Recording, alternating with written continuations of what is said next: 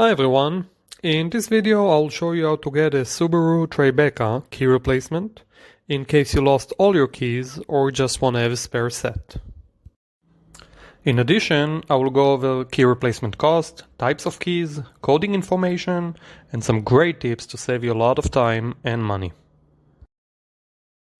Before we start, we would really appreciate if you can like this video, and of course if you need any help you can contact us 24/7 and we will connect you with a locksmith near you.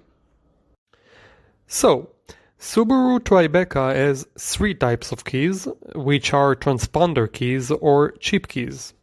Let's go over them. First, between 2011 and 2014, we have a transponder key with part number CWTWB1U811. Second, for 2008, 9 and 10, we have a transponder key with part number CWTWBU766. And third, for Subaru B9 Tribeca, between 2006 and 2013, we have a chip key with part number SUB4PT.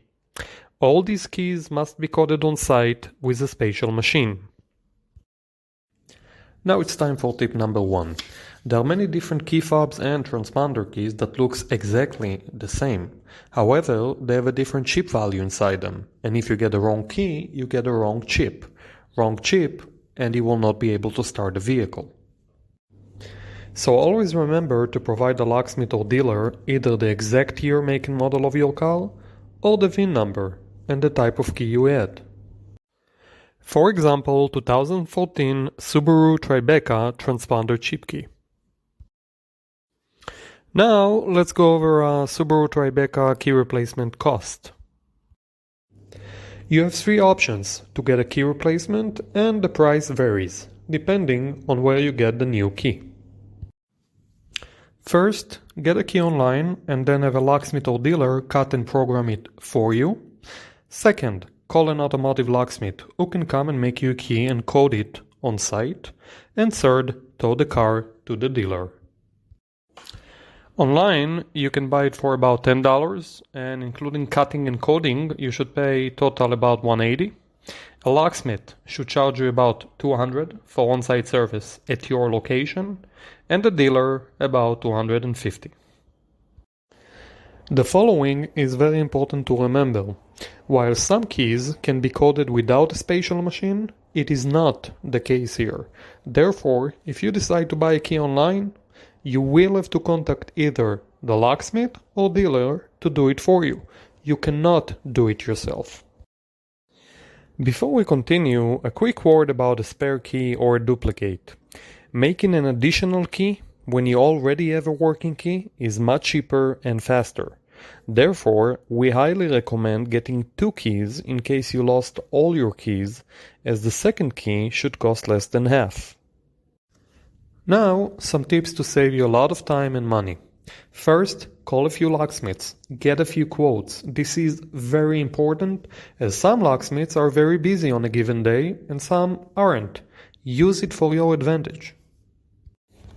Second, try to call a few companies, even if they are not located right next to your location. Most locksmiths offer a mobile service, sometimes up to 30-mile radius. So even though the business address might be far from you, they might be helping the customer right next to you. Do your research, it will pay off. Third, try to schedule an appointment, if you can wait a while. Most locksmiths would prefer to give you a 10, even 15% discount if you can wait while they finish another job. This way, it can work out for everybody. You get a discount, they get a job. Ask for it. Don't be shy. Finally, just like a mortgage, try to negotiate. If you find a better quote, tell them. Who knows? Maybe they will give you a better one.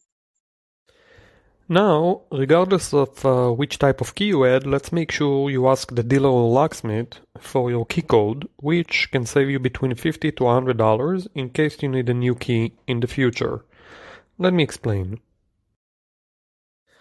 In order to cut your new replacement key, the dealer or locksmith need to get a key code, which tells them the right cuts of your key to match the doors and ignition cylinders.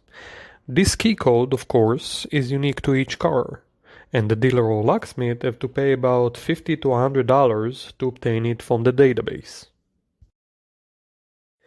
Now, since they already cut your replacement key, it means you already paid them for this key code, so it's yours to keep. Problem is, most people aren't aware of that. Bottom line, in case you lose your key again in the future, you can save money by providing the locksmith or dealer your key code. They should give you a discount on the total price, and the process should be much faster. The key code is usually a combination of letters and numbers. For more great tips, you can visit our blog post about car key replacement cost. That's it. I hope you liked this video and would really appreciate if you can give us the thumbs up, and thanks a lot for watching.